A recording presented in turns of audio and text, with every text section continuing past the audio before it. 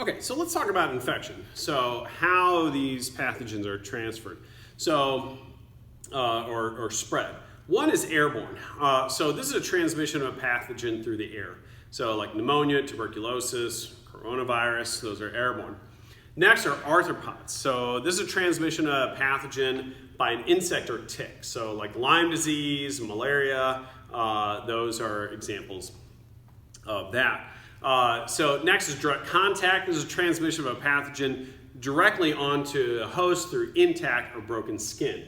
So anthrax is an example here. You know, any STD you can think of is done through direct contact. Another is food and waterborne. This is a transmission of a pathogen by food or water, as the name says. So food poisoning, right? E. coli, salmonella are examples of food and waterborne diseases. Next, when you look at pathogens, just know with bacteria, bacteria cause half of all human diseases. So all the viruses, parasitic worms, everything else cause the other half. And a lot of times this disease is caused by poisons. Okay, and so one type of poison is called an exotoxin. So these are toxic proteins secreted by the bacteria.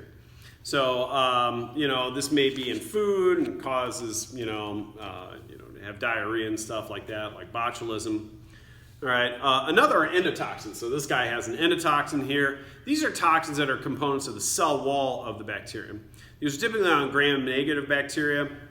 So when this is a glycolipid that's usually released when the cell dies or digested by a defensive cell. So these induce fever and aches, inflammation, allergic reactions. So salmonella, typhoid fever, bacterial meningitis, this is Lyme disease. And so this is an endotoxin, so you don't release this until our white blood cells actually kill the spirochete here. Okay, let's switch directions and talk about prions. Prions are proteaceous infectious particles. These are proteins that cause disease. And so essentially what a prion is a protein that is folded incorrectly.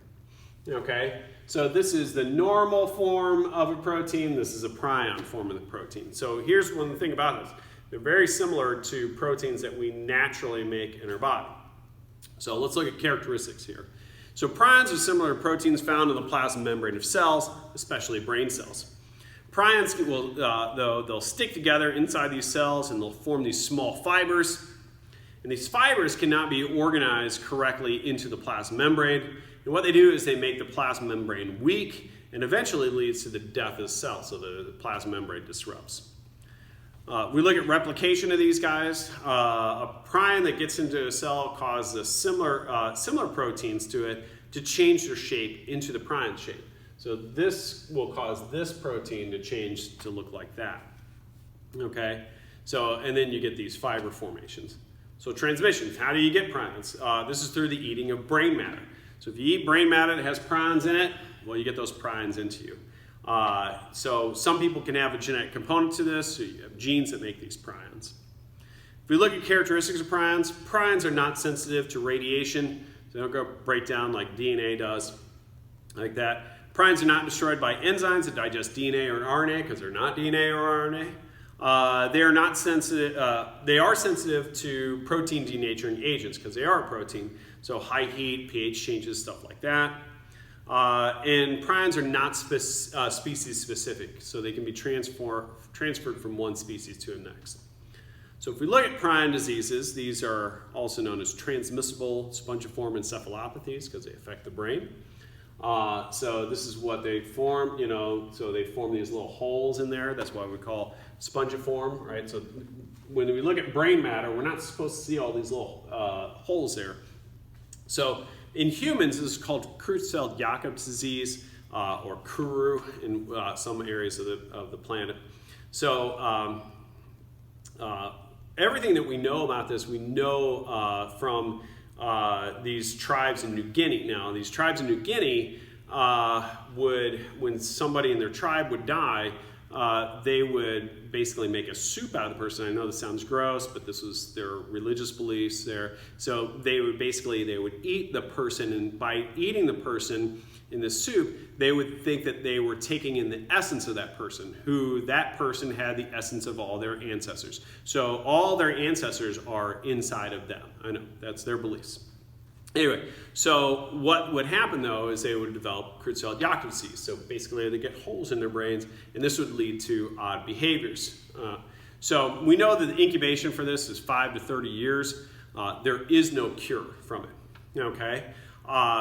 Probably most of you are more familiar with mad cow disease. Mad cow disease is another prion disease, all right? So it's also called bovine spongiform encephalopathy, okay? And how it got transmitted from one cow to the next is if a cow died in a field, well, they would just chop up that cow and put it into the cow feed for the other cows because it would add protein to their diet. So, and then this transmission occurred that way. They have since stopped that practice. They stopped doing that practice in the 1990s.